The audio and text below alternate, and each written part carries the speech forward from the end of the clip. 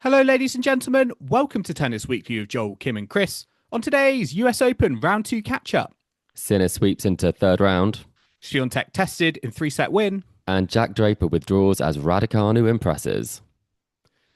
Chris, today is the 28th of August, and we are here to catch up on round 2 of the US Open at Tennis Weekly HQ.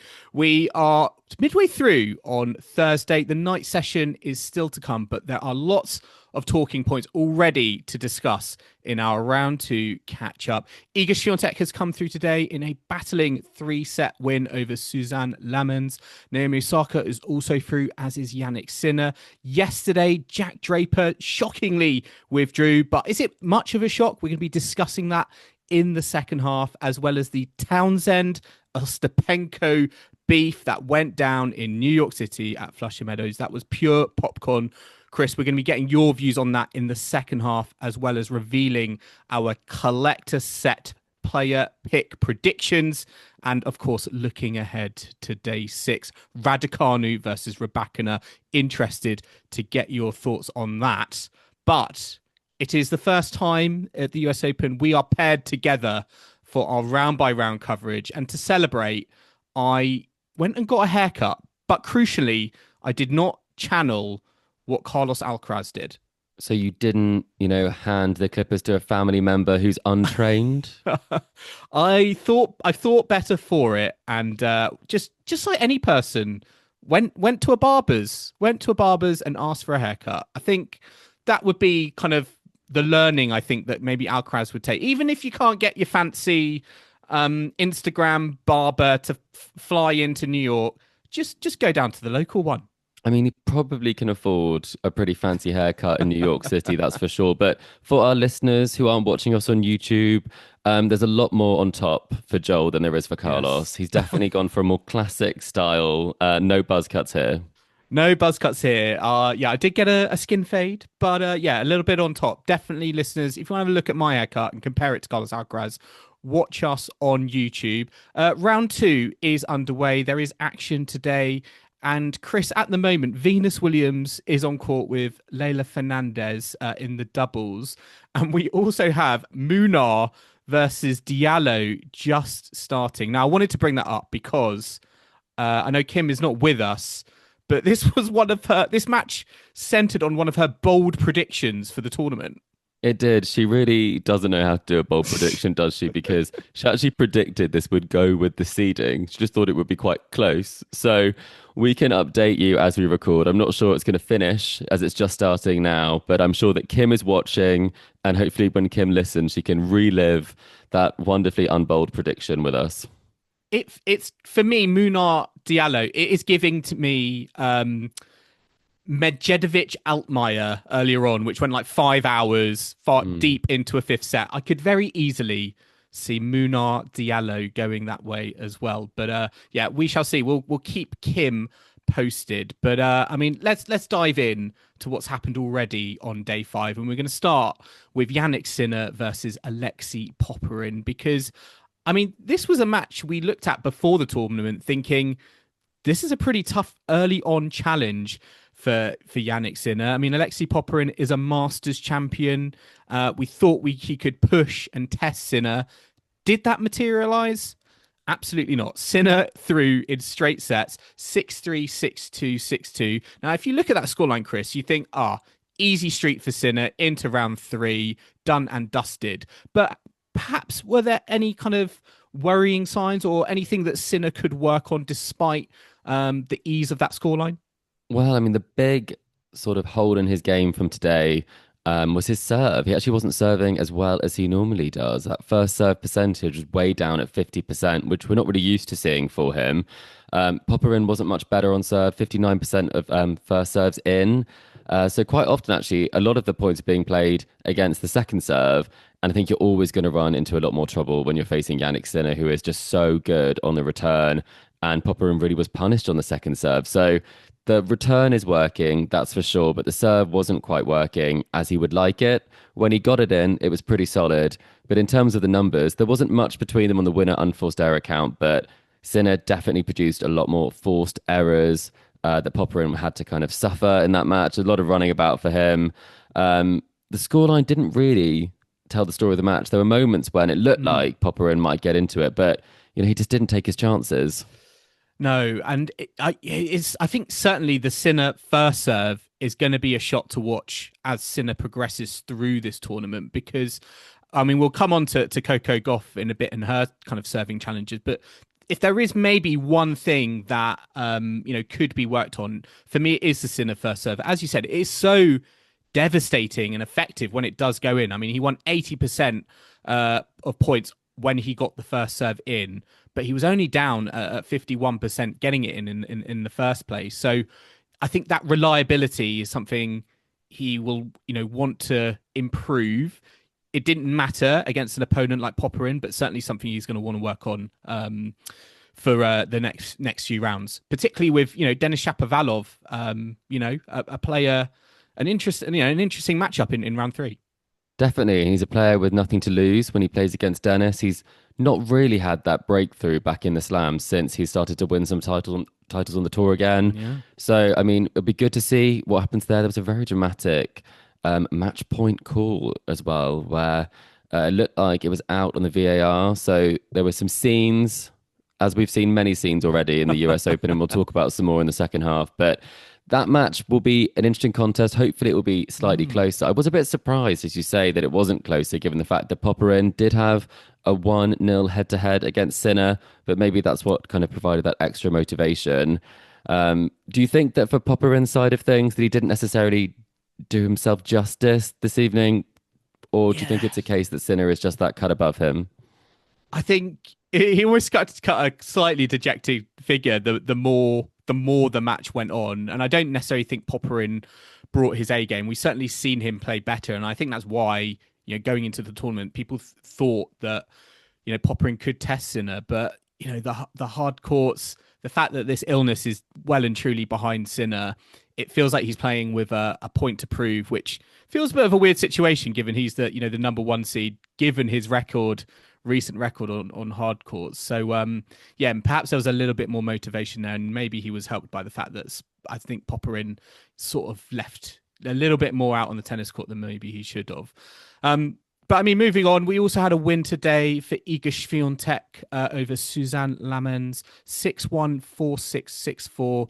Now, this was not as straightforward for Iga Swiatek versus Jannik Sinner's match. 2 hours and 6 minutes against I'd say an unheralded opponent. We weren't really thinking this was going to be too much of a contest, and particularly after that, how that first set unfolded. 6-1. Lamens, produces no winners in that first set. And I think she was an early breakdown as well in that second set. How impressed were you with the fact that she was able to kind of completely change the script, unlike a lot of the opponents that faced Swiatek? Speaking about the kind of the Swiatek bakery, how impressed were you with Lamens to kind of make it into a bit more of a contest and pushing Swiatek to 6-4 in the third? I was really impressed. I think it was a really good contest. I actually think that it's almost like the perfect preparation for who she plays next, Kalinskaya, because Lamens was hitting the ball so flat, really, really hard. It was proper, ball bashing from the baseline, as well as some fantastic defense. And I think she got that extra ball back in court a number of times and actually ended up winning the point. So it was more a case that Iga had to be probably that touch more aggressive, a little bit more patient than she sometimes would like to be in terms of kind of going for the winner early on.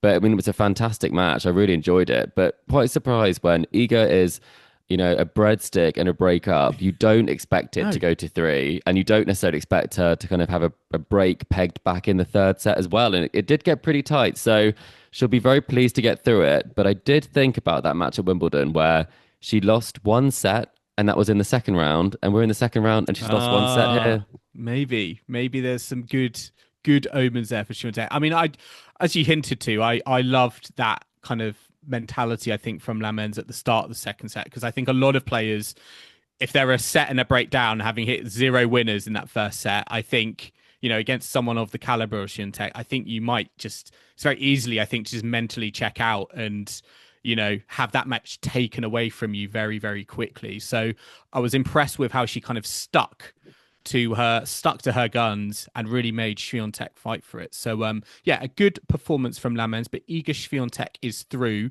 Another ladies player that is through is Naomi Osaka. And Chris, we'll talk about her match in the set in a second today. But we want to talk about, first of all, Naomi Osaka's outfit and also what she brought onto the tennis court, because you have spoken to me and shared some images in our WhatsApp group of I'm going to hopefully say this correctly, some Labubus, which are some.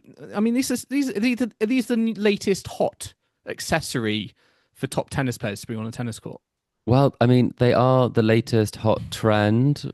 Celebrities have been seen with them over the last couple of years. Not just tennis players? Not just tennis players. In fact, this is probably the first tennis player that I've seen with the Labubu, and a very special one. It's got a little tennis racket.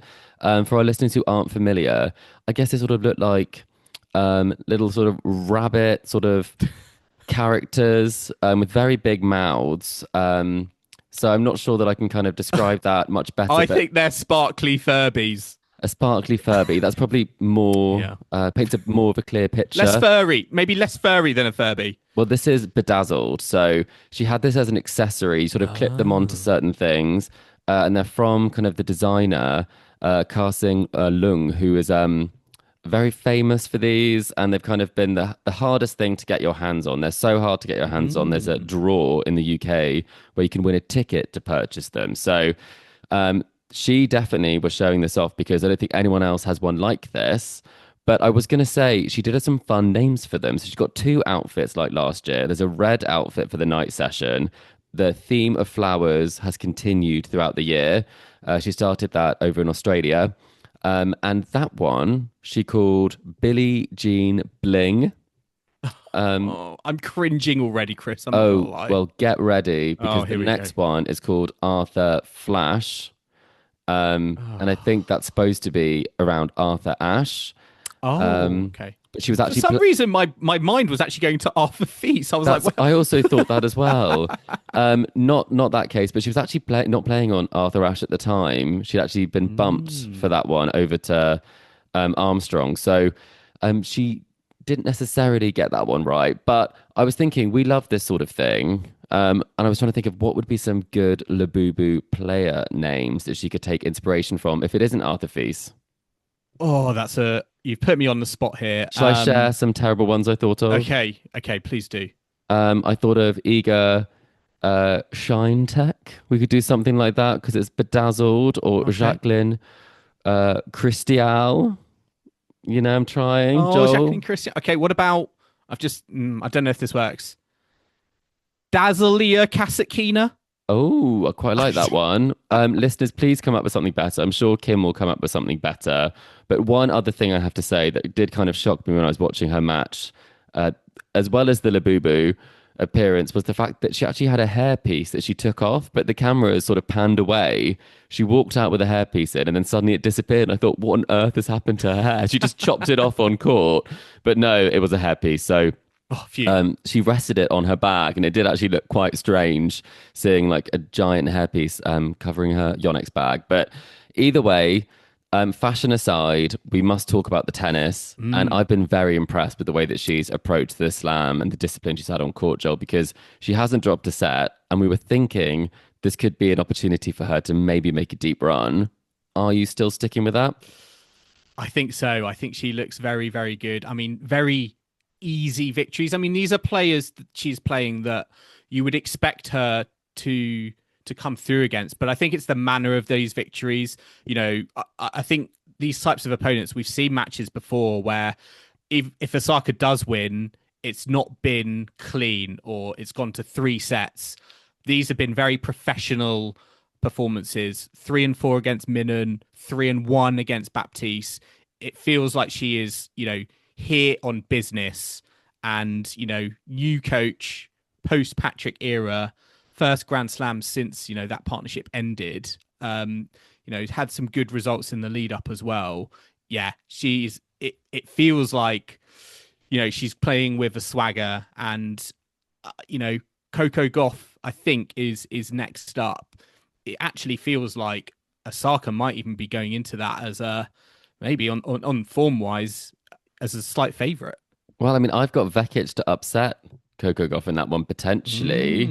Mm. I said Goff I wasn't sorry, making it yeah. past round two, so could be Vekic, but we were predicting or kind of anticipating that clash potentially with Osaka.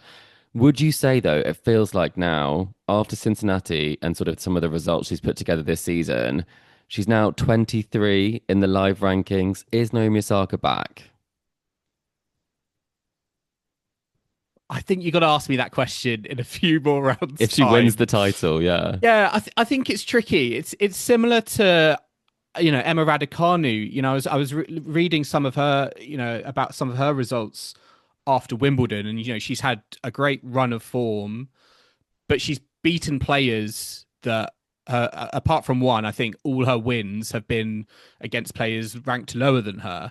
And I'm still wondering with Osaka at a Grand Slam. I still think we need that statement win, and I think she's got an opportunity to do that if she does face Coco Gauff. In a home crowd, a place really where both have such fantastic memories. I think that's a real big opportunity to do it. So I certainly think she's on the way back, and it's exciting to see. I think she's very comfortable. I still think there's work to do, and I don't think we can. I still think we have to take one Naomi Osaka match at a time, but it is very, very promising. And as you spoke about, like if you compare how she is going into into her next match versus where Coco Gauff is at the moment, it feels like they are, worlds apart because, we're going to talk about Coco Gauff now.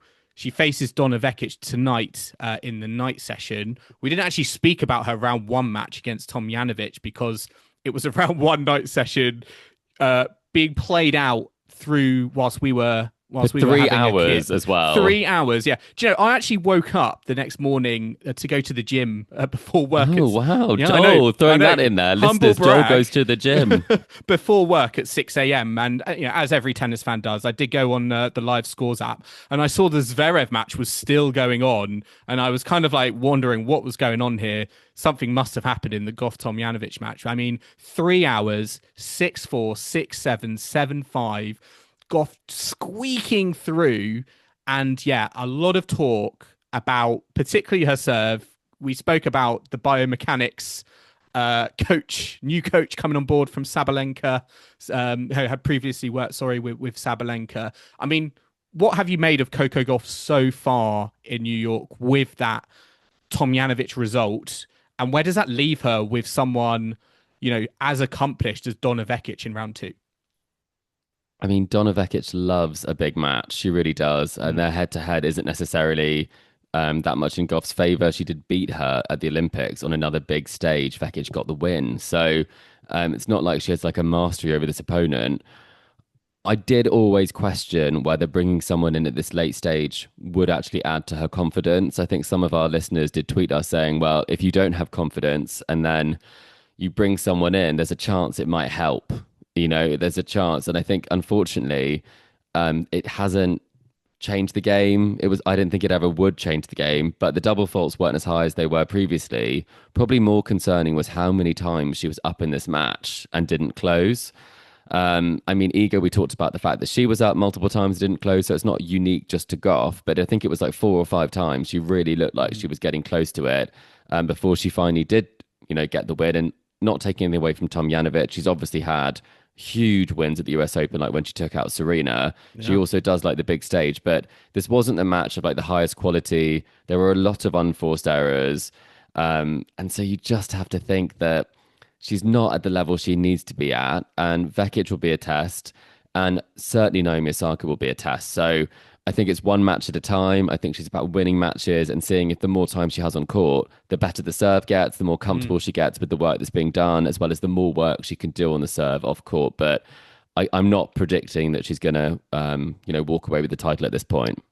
Yeah, it's interesting you talk about the bringing in at last minute a biomechanics coach to work on her serve, because I think you could arguably say it's like, well, it's not going to get any worse whatever she was going to do. So maybe there was an argument to say, yeah, let's kind of stir it up. And in the match against Tomljanovic, yes, she did produce 10 double faults, but you could argue over a 3-hour match, that's not completely. It's pretty good, actually. Yeah, contextually, if you think about some of the matches she had, in the lead up, we were probably pushing more like 20 double faults. So I think that is, relatively okay. I think I worry more about the fact that, only 4 aces, broken 6 times. This does not scream kind of a bedrock of stability so that you can, go after your player's serve. It almost feels like, there's a lot of pressure on herself, I think, to kind of just hold serve in the first place. And maybe Vekic will be sensing that, as an opportunity. So, yeah, I think it's going to be very, very interesting to see. It is going to be tough. I was going to say one other thing. When she was serving for the match, she hit 3 double faults on the first 2 points, and she was 5-4 up. And I think that's just one of those problems where, it's not necessarily that she has a bad serve. It's what happens to the serve when she gets nervous. And I think that's the big thing. And I'm not sure how much you can change that. I think there's a mentality as well as the mechanics of the serve that need to be shifted. Indeed. And a final thing before we go to break, she had that coaching partnership with Brad Gilbert, and there's a very famous book I remember reading as a child by Brad Gilbert about winning ugly. Mm-hmm. And it feels like Coco Gauff certainly is doing at the moment. And it's almost, it's almost impressive given how, she can have these things happen to serve, but it doesn't feel like it really affects like other parts of her game that considerably. We see, with some players, when the serve isn't working, everything else kind of falls apart. But yeah, there's a sort of sneaking admiration I have that she's still very competitive. She's still able to take out Tomljanovic despite these serving woes. So certainly, I think something that Donna Vekic might have to be wary of. She finds a way to win, and she's so good at that. She did that the French Open final. She makes you beat her, even when she sometimes might be beating herself. She still makes it hard, and people love to watch her play. She's such a huge star. She is looking to rediscover that form, and I think that's the sort of story that US Open like. A champion who looks like she's a little bit down on her luck, and people really tuned into it. I mean, almost like 2 million viewers kind of in the peak hour. So she's money. She's a big money ticket. And hopefully for the US audience, she does make a deep run here. And we do get that Osaka clash, because I think that would be a big audience as well.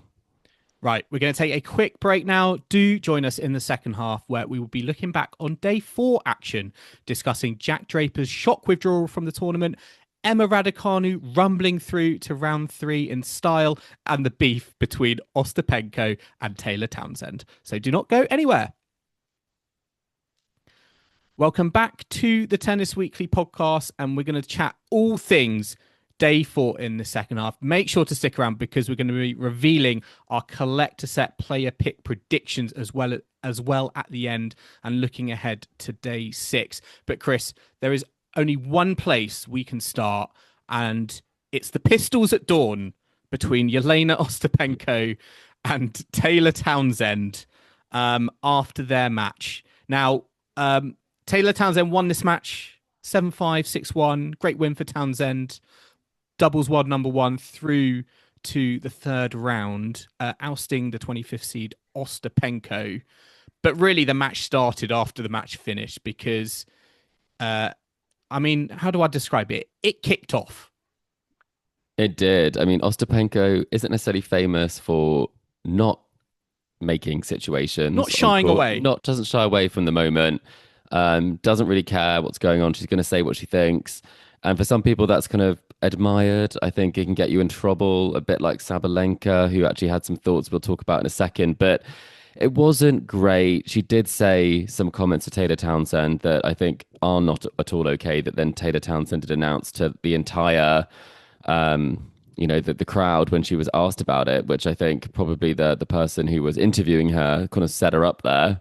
Because normally it's like, can you share a few nice words? Did you say anything nice? And no, it's they like, were getting straight into it. Yeah, no, she was like, she told me I have no education, no class, and to see what happens if we play each other outside of the US. And you're like, could you imagine that happening with like the on-court announcer on like centre court at Wimbledon? I know. Imagine if that happened. Thank goodness It would that's be not the sort. goss in the crowd. Oh, there would be shock and horror. People would drop their pims in shock. But in this case, it actually kind of riled up the crowd because they were really getting very involved. But it wasn't necessarily just the crowd that really did kind of get to Ostapenko. She actually said afterwards that she thought that her opponent had acted in a disrespectful way because she did not apologize at a key moment for like a net cord. She also said that it never happened to her before on the tour, which I'm sure people can find footage where this has happened and people haven't apologized. And she also said that she didn't start the warm up from the baseline.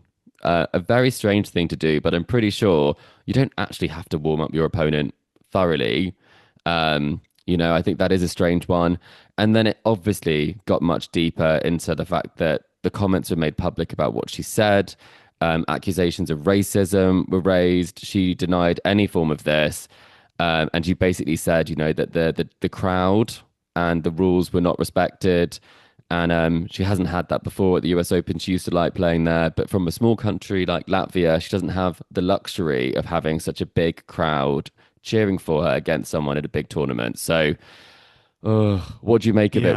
Was she just unhappy about the loss? Is this where it all came from? Because it doesn't feel like this is the worst thing that's happened on a tennis court. No, it doesn't. And we'll get into their responses, but yeah, I feel like again, Ostapenko overstepped the mark. If we are to take what she said from Townsend, I mean, Townsend said, Ostapenko, told me I have no class and no education, and to see what happens when we get outside the US. Not nice things to hear. And it does sort of remind me of, the fact, with Daniil Medvedev, we spoke about, we saw, actually, did he take it a step too far this time? And, we've seen these sorts of outbursts from Ostapenko before, but I sort of wonder, actually, with this time again, did she overstep the mark? And did she overstep it with the wrong opponent? Because Townsend is one to kind of, if you're going to dish it out, Townsend is an opponent who's going to give it back. And, she should be able to kind of, if you can't take it, don't dish it. Yeah, and she said she's riled up to play her outside of the US Open. What was she expecting in front of a home American crowd? I really don't know. I also do think that when it comes to this, it reminds me of when Martina Hingis said that, the Williams sisters weren't educated either. And you do just think you shouldn't go anywhere near that topic because it is just so unnecessary, especially, in the situation where you're talking to someone who's African American in this case. It's just a no-go. And so I really do just think she's got to say sorry for that comment. I don't think you can not say sorry for that because that is unacceptable.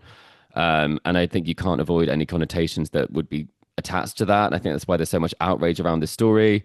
I do think that her point saying, you've got to take a loss better is what Townsend said and that there is no beef. I'm glad that she said that. I do think these things can spiral and it can get to a point where like online, the hate can get very, very big for what is like a very stupid thing to say. I do think in that case, you got to reach out and you got to apologize and we can all move on. Sabalenka learnt that, but it sounds like Ostapenko might have been getting advice from potentially the wrong person in Sabalenka who was advising her on how to, improve in controlling her emotions. I'm just thinking, well, it wasn't long ago the French Open, so maybe don't take all your advice from there. Would you say, Joel?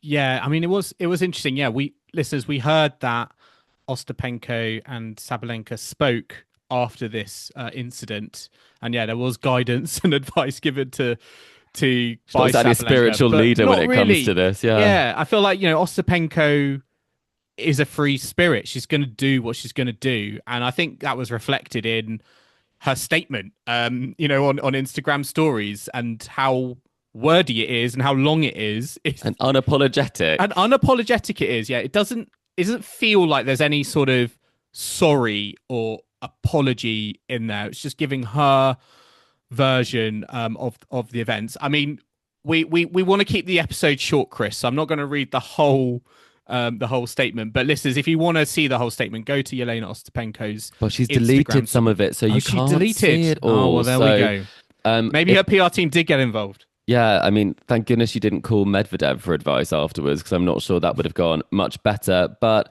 having said that, Joel, you do like it when these things sometimes get a little bit fiery, because the next time they play, it Yeah. can be absolute fireworks. So let's see what happens when they play on a court outside of the US. Yeah, let's indeed see. But yeah, very interesting one. We'll have to see how it goes. I mean, Townsend does have the rub at the moment, it seems, on Ostapenko because she had that victory against her in Toronto last year, 2-1, straight sets here as well. Yeah, we'll have to see if this motivates Ostapenko more to get another victory. Yeah, for sure. But I mean, there were lots of other results that were a little bit less contentious that happened on day four. There were some big stories, some big clashes. And so before we get onto the main story, I have to say, you must love this. Azarenka is through to round Yes. three. Where did this come from? I know. I think she was a breakdown as well at the start of that match. I was looking at the score line and I thought, oh yeah, Pavs has got this. Azarenka's not really done much at Grand Slams for a long while, but yeah, very good result for her. And yeah, some very good results for other ladies, including Emma Raducanu for Great Britain, who's gonna face up against Elena Rybakina. But Chris, before we get on to that, let's just talk about one match that didn't happen, and that was Jack Draper versus Zizou Bergs. Jack Draper has pulled out of the US Open with an injury. He cited an arm injury. As I said, he was meant to play Zizou Bergs on Thursday. He wrote a statement on Twitter to say, I tried my very best to be here and give myself the every chance to play, but the discomfort in my arm has become too much. I have to do what is right and look after myself. I keep talking about this as some sort of shocking moment that I was like very kind of surprised and taken aback by. Um, were you shocked at all? I get the impression you actually felt like this actually wasn't that big of a surprise. I genuinely wasn't surprised at all. I'm not just saying that for a fact. It made sense because if you listen to what he said that he was playing through pain, and you could see that from his Mm. serve speed, it dropped significantly, and that's not how you're going to win a tournament. And I think if you know that you're not going to be able to go deep, there's no point risking it further. Obviously, he did everything he could to try and be here. Um, Potentially, the mixed doubles didn't help. I'm not sure, the intensity he played that with would have helped if he wasn't quite ready, because he wasn't wearing an arm sleeve for some of those matches, I believe. And then obviously it flared up again. But he did say he was playing through pain. And I don't think many people would do that or should do that. So I'm actually quite pleased, because it did feel like he didn't really. Well, what was he going to prove by continuing to play through pain and not be able to play the way that he'd want to, when he actually could, you know, get better, Mm. take more time out, and then hit the Asian swing and potentially do something a bit more, or pick up some ranking points when the indoor season returns to Europe. Um, Big shame though, because he has got a lot of points to defend, Yeah. and he's got a very big deal, very big sports Well, brand deal. I mean, a few theories out there suggest one of the reasons he did take to the court was the brand new fancy sponsorship deal he has with Vuori. Now, I was reading in Forbes that the deal with Vuori is very lucrative, does put him like in the bracket of apparently what Sinner and Alcaraz are earning with Nike. Do you feel like maybe Ooh, there that's was big I money. know, big money, big money. Do you think there was maybe a pressure to play because of the new sponsorship? And you know, if this hadn't been there, maybe he probably would have not been there. But do you feel like maybe that factored in his decision making to give it a go? Well, because we'd love to be sponsored by Vori in the future, I will say I think it had absolutely nothing to do with it. But Correct answer. do I think that the nature of what we've seen, that it was a factor? I think it probably was. I think playing the mixed doubles got a really good Mm. amount of visibility for the brand. It really did launch the sponsorship. And I think the fun nature of it meant that he could play that without too much risk and make sure that he could finish that competition. He did do a good job there, and then getting the first round. I mean, they've got the launch that they wanted, but not the result or the length of run they'd be hoping for Jack after such a big deal. So I think you probably do weigh up what you can do, what works, and you want to do the best for your sponsors. And I'm sure it came from Jack wanting to do the best with his new deal, as well as wanting to have a chance at kind of going deep again or seeing if it got better. So that's my sort of PC answer. Okay. I mean, I guess the other big influence, as again you've kind of suggested, he did really well here last year. You know, got to the semi-finals. A lot of ranking points are going to be dropping off. He's probably going to be dropping out of the top 10, and you know, we don't know what the recovery time looks like for Draper, but yeah, it sort of sadly from a British point of view diminishes his chances of reaching the tour finals at the end of the season. So perhaps maybe that was a little bit of a factor. Could have been a factor. There's a chance he could still be top 10. His live rankings number 7. He's got a little bit of space there, and in the live race he's at number 7 as well. So definitely all to play for, and definitely a reason to try and get fit for the rest of the season. Indeed. And there was British success because Emma Raducanu Emma Raducanu. Emma Raducanu breezed through into the third round over Yanis Cheng, 6-2, 6-1. We can all look forward to Raducanu versus Rybakina. Afterwards, she said, you know, she's learning to embrace the pressure and expectation a lot more now, which I think is quite interesting. Couple of questions for you, Chris. Is this the best she has looked since being champion here, I think in 2020 or 2021? 2021, my apologies. And, you know, how do you think that expectation has changed, over time in Raducanu's career? I think this is the best preparation she's had, and I think this is the best that I've seen her play against a player who is lower ranked than her. I think she really doesn't normally get it done like this against some of these players who don't have the quality that she has, and that's what she did so well on that US Open run, was that she was really, I mean, dominating, and it feels like these are dominating performances. She's had her 2 quickest Grand Slam matches that she's ever played, and she's won them both at the start of this tournament. So I think it's fantastic to see, and I also think what's nice about the story is that I think you can forgive a couple of years after a slam, such a big thing happening, such a surprise thing happening to an 18-year-old. It's going to be so hard, the pressure that you face. And then you have to kind of almost fall back in love with the sport. And I think that's what's happened after, you know, a tricky couple of years, then the operations. And now she's kind of built what is turning into a really good, really solid season. I think what's so nice is that now it's kind of all coming back together. She likes being on court. She's enjoying competing. She doesn't have to with all the deals that she's had. She said that before. And now it's like she's just playing because she wants to challenge herself. And she doesn't care as much about what people think or what people are going to write about her, because the story isn't necessarily about, you know, dragging her down. I think the story is Emma's on a good run, as opposed to the US Open champion is flopping. And I think that's so nice, is that the wave has gone, and I feel like a weight has lifted. And we're going to talk predictions at the end for Rybakina versus Raducanu, but it's quite an interesting matchup because this is the sort of player I don't think Raducanu has fared well against, you know, most recently. These big kind of flat hitters. I think about, you know, Anisimova,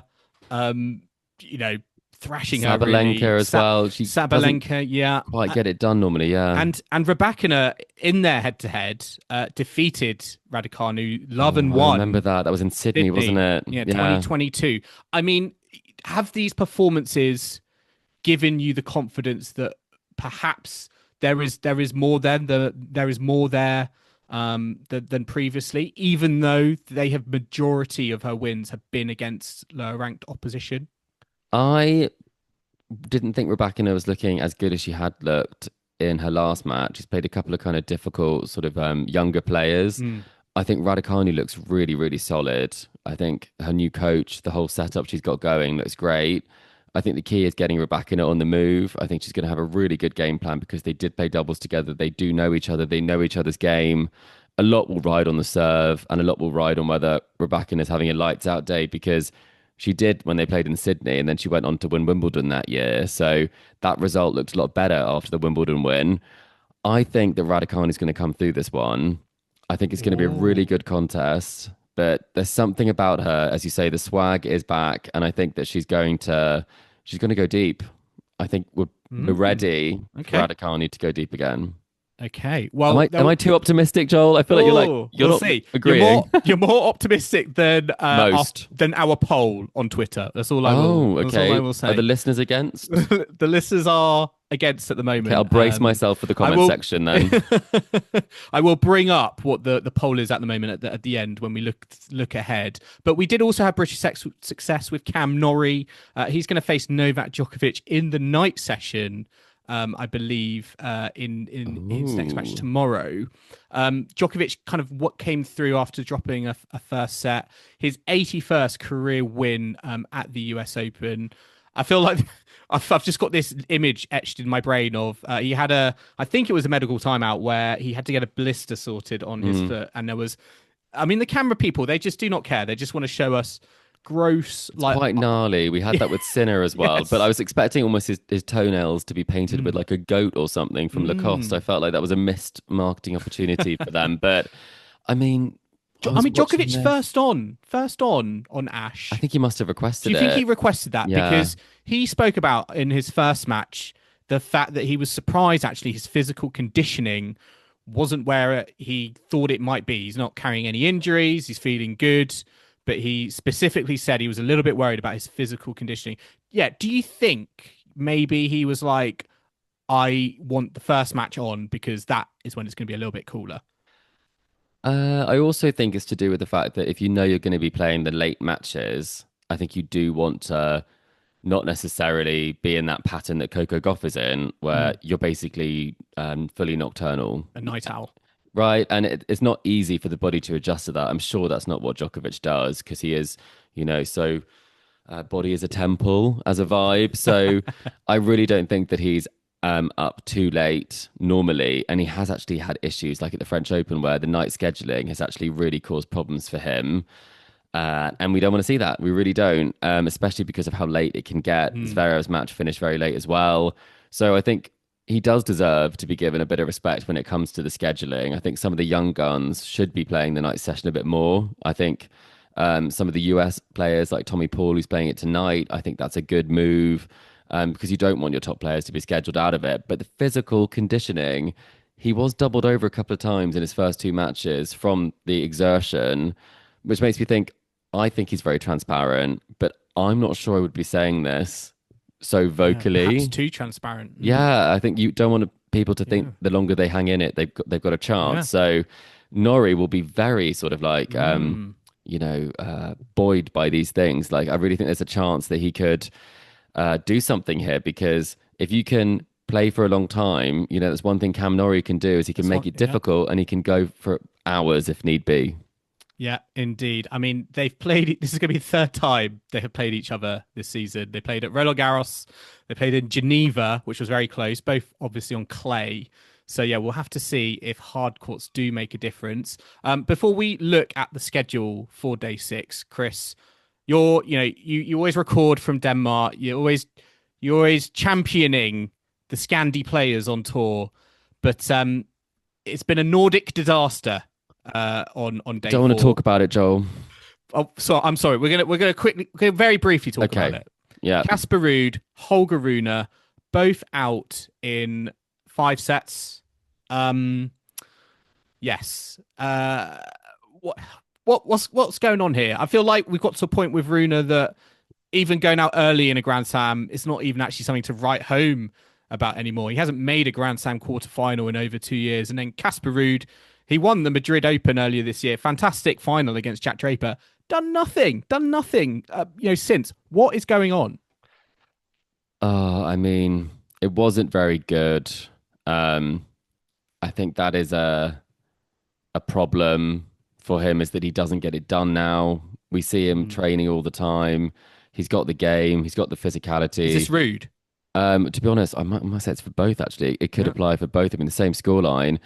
Um, but for Rune, I think that's my frustration is that how is he not going further at these tournaments? How is he not pushing on?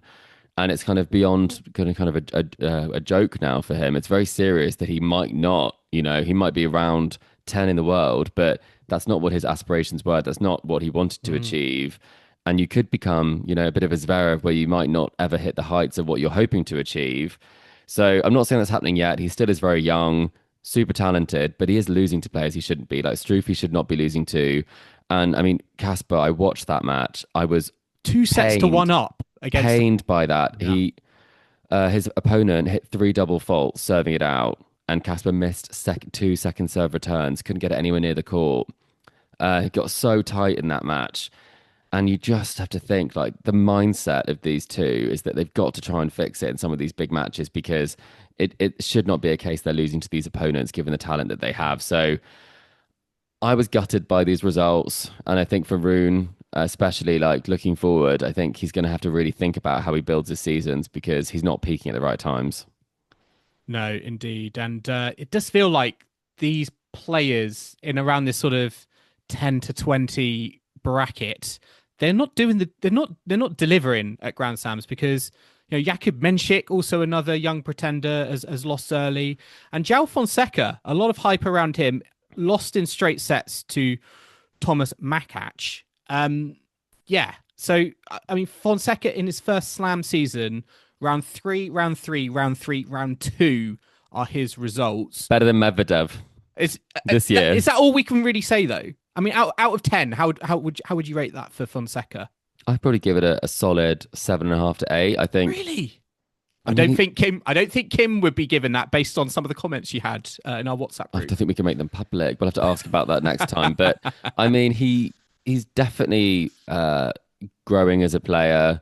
I think there's obviously a lot more work to do. I really did enjoy watching him play against Jarry at Wimbledon. That was exciting. He's a great fun player to watch. But I'd probably put him in the same camp as Davidovich Fokina, of like players who have had form at certain times but haven't necessarily translated that into like Grand Slam form. He went out to Rinderknech. A lot of these sort of players are not necessarily having the breakthrough runs, which actually should make us be a bit more appreciative of the players that do make it deep more regularly, because they are cut above, aren't they? It's clear that they can do it so much more consistently than the rest. And I think they're a lot more focused too, if I'm being quite honest. If you particularly compare the likes of like Rune, if he wants to be in the same conversation as someone like a Sinner or an Alcaraz. I guess TFO as well in some ways. There's you've got to... I'm not sure it's because they're not willing to make the sacrifice, but I do think it's hyper fixation on what you want to achieve is required. Moving on to day 6. Yes, we have Carlos Alcaraz opening up on Arthur Ashe against Darderi of Italy. Rybakina Raducanu opening up Louis Armstrong. We've also got Pegula versus Azarenka on Ashe, Shelton Manarino on Louis Armstrong. And then in the night sessions, Djokovic, Norrie, Townsend, Mira Andreeva on Ashe, and Sabalenka Fernandez. I think I'm saying this right. Jerome Kim of Switzerland versus Taylor Fritz. Final match on Louis Armstrong. Chris, where are you looking? I'm just trying to take all of this in. I mean, honestly, I might be on court 17 watching Priscilla Hon versus Anne Lee. I mean, naughty. Did not expect that one to be happening. But on a serious note, I do think it's exciting that Townsend's been put on for the night session. I think clearly she's going to, hopefully thrive in that environment. But I do feel sorry for Andreeva, because at the French Open playing Brasson, the crowd got to her. That was not a great situation. I don't really want to see that happen again, but I can see that happening. I think there's some great matches to watch. I think Norrie, Djokovic could be quite interesting given what Djokovic has said. I'm also very interested to see Darderi Alcaraz, because I've seen a lot of Darderi, especially in Bostar this year. He's really putting some form together. He's seeded for the first time. He's got nothing to lose and he hits pretty big. But all of that really is kind of secondary to me, because Rybakina Raducanu, it's going to be 5 p.m. over here. I'm going to be... Perfect timing. End of the week. End of the working week. Yeah, I'm going to attend my friend's birthday party late to watch that one. So apologies to my friend Natalie. I will be coming later because I've got to make sure that Emma gets through that one. Are you back in Azarenka against Pegula? I'm always backing the underdog. I feel like this time. I'm thinking Okay. Raducanu. I'm thinking there's a chance for Azarenka there because Pegula's been a bit shaky. I think Manarino might be awkward for Shelton. I think Yeah. Krejcikova might upset Navarro. So Yeah. upsets. Vondrousova against Paolini as well. I could see that potentially. Oh, I mean, it's a tricky section. I mean, there's a lot of potential upsets. I mean, it's hard to pick this time. But who do you think is going to win the Townsend and Draper match, and who Oh, do you think is going to win the Rybakina Raducanu? Because you haven't told me yet. that is very true. I'm still going to go Andreeva in two and Raducanu in three. Go on, there we go. Okay, so There you're we go. going against the seeding. That's it. Makes a Yeah. change, Joel. Finally, an upset. Right, we are running over on our round two catch up. We're very quickly going to do our collector set player pick reveals. Listeners, thank you everyone who entered this year's US Open collector set. Our six players were Novak Djokovic, Ben Shelton, Andrei Rublev, Arina Sabalenka, Iga Swiatek, Madison Keys. Chris, what were your predictions for each of those players? I don't like having to reveal this after we've all got one wrong, but I had Oh, no of course. with Madison Keys. Yes, Madison Keys are already Everyone, out. no Yeah. one got a round one exit for Madison Keys of anybody who entered, but I had Keys for the semi-final. I think Swiatek's going to win it. I'm sticking to my guns, even though Clara's out now, so I said Sabalenka's going out in round four, so I will Okay. live to regret that. Rublev for the semi-final, Shelton for a quarter-final, and Djokovic is going to bow out in the semis. Well, I have got Djokovic bowing out in the quarters. Same for Shelton. I'm quietly smug of my bold prediction about Manarino getting to round three and causing Shelton problems because that's still on the cards. I've got Rublev in round four, Sabalenka as champion, Swiatek as runner-up, and then I've got Madison Keys in the semi-finals. We just went so wrong, didn't we? With I quite Madison Keys? like your predictions based on what we've seen. I think Rublev wasn't as good as we thought he might be, and Djokovic has some issues there. So I think that could be interesting. We can also reveal some of Kim's. I think we'll put her on blast here as well. She was quite similar to you, Joel, in the sense that she went for Rublev round four, a Yeah. key semi-final. She had it the other way round with Iga winning, Sabalenka for the final, and then she had Shelton for round four. So she also thinks he might get past Manarino, but then not much further. So Okay. there's a few differences between us that might decide it. But again, we're not collecting a set. We're collecting up to five is what we're going for Yeah. now. Between us. Yeah, between us as usual. I will say I do like your Rublev semi-final prediction. He's quietly I impressed would me like it. I would really so like it. far. We need that. I think we've got to get that duck out of the way. Yeah, indeed we do. Right, we're going to wrap up our round two catch up of the US Open here at Tennis Weekly HQ. We hope you've enjoyed the ride with us. Remember to subscribe so you don't miss a moment of action from the US Open. You can find us on Apple Podcasts, Spotify, YouTube, and all your favorite podcasting platforms out there. And if you like what you're hearing, make sure you do leave us a rating or review on Apple Podcasts or Spotify. You're also able to watch us on YouTube, so make sure that you hit that like and subscribe button on YouTube if you are watching us there. You can stay connected on all of our social media. We are on Facebook, Instagram, we're on TikTok, we're on X, and we're on Threads. So we'll be posting clips there, and we're posting polls like the one that Joel mentioned earlier. You'd have to go there and see the result because we did tease that one. And if you'd like to get in touch with the show, ask us a question during the US Open, you're able to email us tennisweeklypod@gmail.com, or you can visit our website, tennisweekly.co.uk. Okay, I actually just checked the poll. It's 63% in favour of Emma Raducanu. Ooh, I okay. was So not expecting that. we quite like that. And we have to give an update for Kim that Muna is at set point. So Ooh, big. she did think it was going to be close It's and all go going long. on. It's all going on. Right, we're going to be back on Saturday evening for our US Open round three catch up. So I do hope you can join us for that. But until then, it's goodbye from Chris. Goodbye. And it's goodbye from me. Thanks for listening, and we'll catch you next time on Tennis Weekly.